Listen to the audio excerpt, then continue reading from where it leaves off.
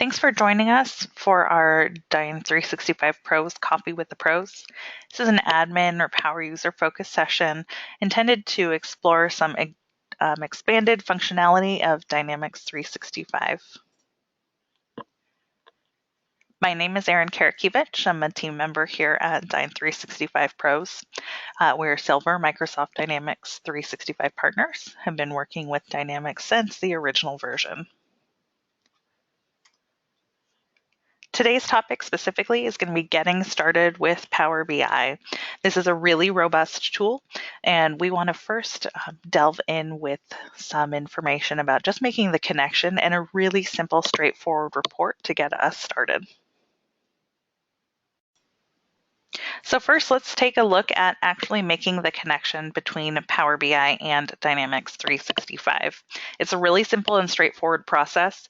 We'll be working with the Power BI desktop solution, and the reason that we'll be doing that is because we need to be doing some advanced data manipulation, and this is where you'll need to access that. You can create and export your files and work with the information separately after the fact, but to originally create this, we're going to use Power BI Desktop. You can see that getting started, we are in the customizations area of Dynamics 365. In the customizations area, there's the developer resources link. And here under the instance web API, this is what we will want to be copying and taking this over to Power BI Desktop. So here we are in Power BI Desktop. If you haven't seen this before, you can download it directly from the Power BI website, as well as sign up for your free license to get started. In our Getting Data area, we're pointing ourselves to an OData feed. So we can just paste in this URL that we retrieved from the customizations area.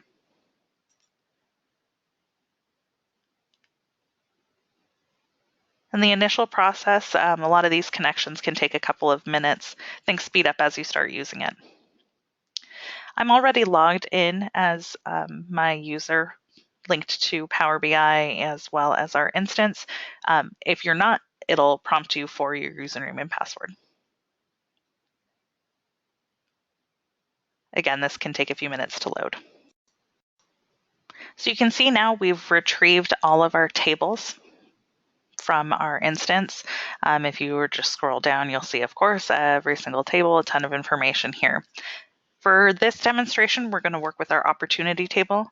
You can save yourself some work and scrolling just by typing in what you're looking for up here. You'll see also that we have, of course, opportunities, our opportunity close table, but we're going to start just with these opportunities. When this table has loaded, you'll see that there's a preview over here. If I were to scroll through, you're going to see that we've got a ton of columns. Every single related table as well as field will show up here. So I want to get started by editing this so I'm not working with every single bit of this data to start. So when I clicked Edit, it'll bring up my query editor. And this will take a minute again to load everything here. The first thing I want to do with my data is narrow down the amount of columns that we're looking at. Again, just kind of a quick scroll through, you can see that I've got a ton more information that I'm going to want to work with than this table. So I'm going to start just by choosing the columns that I want to work with. You could go in and remove columns if you had, a more narrowed down list that you were just looking to get rid of a couple things. But in this case, I'm going to rather pick the columns that I do want to keep. I'm going to unselect everything and just narrow down what I'm looking for.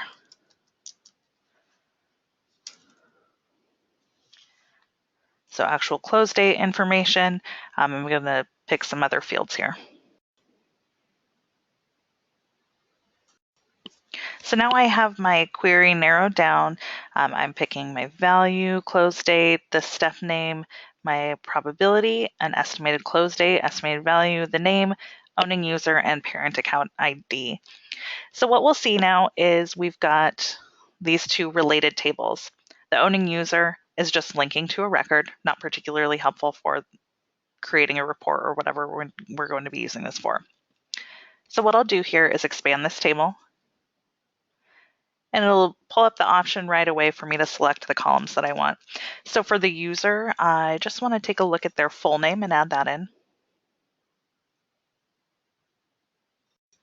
So now taking a look at that, you'll see it maintains the original table name, owning user, and then pulls in the full name. I'm going to do the same thing with parent account ID, and you would do this with any table that you may need. So we'll just pick the name here of that account and let the query pull in that information as well. So now we've got that as well, replacing the table with what I actually need when I'm looking at data. So the next thing that I want to do to make this valuable to me is rename this. Actual value just isn't particularly aesthetically pleasing when I'm providing this report to other users. So I right-clicked right here, and then if you pick rename,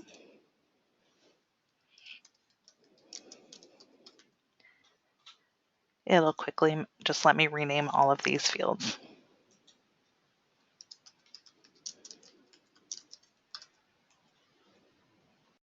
So if you're following along, I took care of these pretty quickly here, but you can see now I've renamed these as is helpful for all of us. So something helpful to point out here is that on the right, Power BI is kind of following along and reminding us of the steps that we've taken. So we picked our source, we worked through our navigation, we removed columns that we didn't need. I expanded these two tables and I renamed some columns. If at any point you wanted to make some changes, you can do that. The gear icon over here will allow that, or you could just take a look to see what you've done. Now, if I made changes here to any step previous to getting to our last step, because this is sequential to what we have done, you would get a warning indicating that it could affect other items that have happened down here. So if I, for example, removed the owning user column or table, then this would obviously affect the next steps. So you want to plan ahead and be sure to strategically work through your steps. Again, this is all tip of the iceberg for Power BI, but we just want to take a look at a getting started report. So now I can come over and I can close and apply these changes before even loading any of this. So close and apply. And these query changes will take a little while. First it'll go through evaluating and then it will make those changes.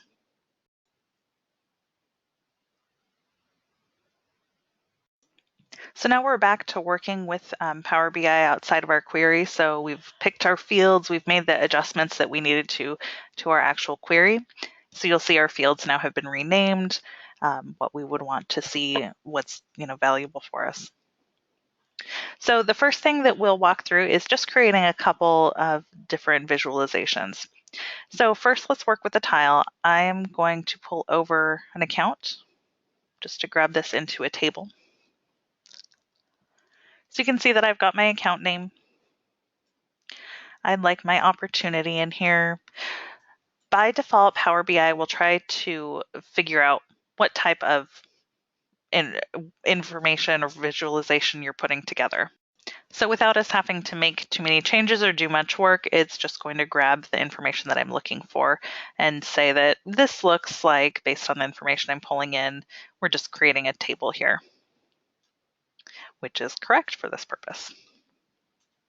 So we've got this started here as a table.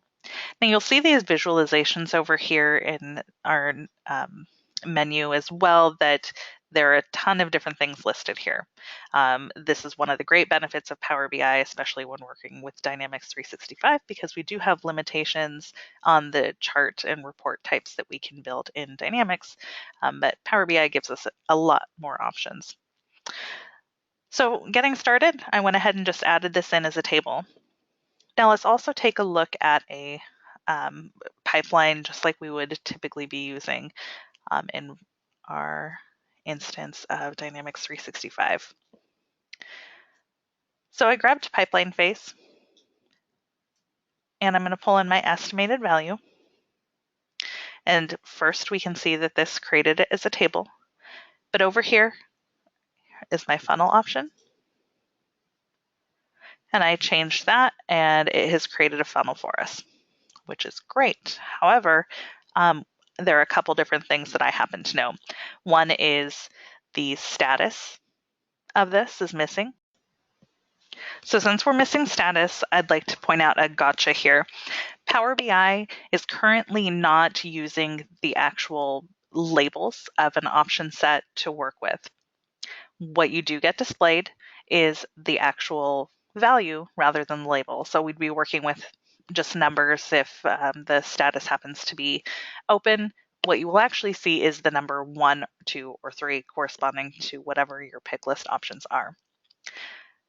So it is nice to know that there are some tools to help us get around this, and we'll cover those in the future, but something that is helpful is if you can kind of think through your data without having to make a ton of adjustments to your fields or how you're looking at things in Power BI. So a little cheat that I like to use on a funnel is to say that we know that we wouldn't have an actual close date if I was working with open opportunities. So I can pull that through, and on my visual level filters, I can say that the actual close date is blank, and it would make these adjustments. So now you can see that we've made our modifications to our funnel, and that's been updated. So there is a very quick and concise look at creating some visualizations in Power BI. A couple things that we'll start getting into, things like you have a slicer over here, a ton of different chart options, of course, different relationships with different opportunity types, as well as pulling in accounts and other tables for Power BI.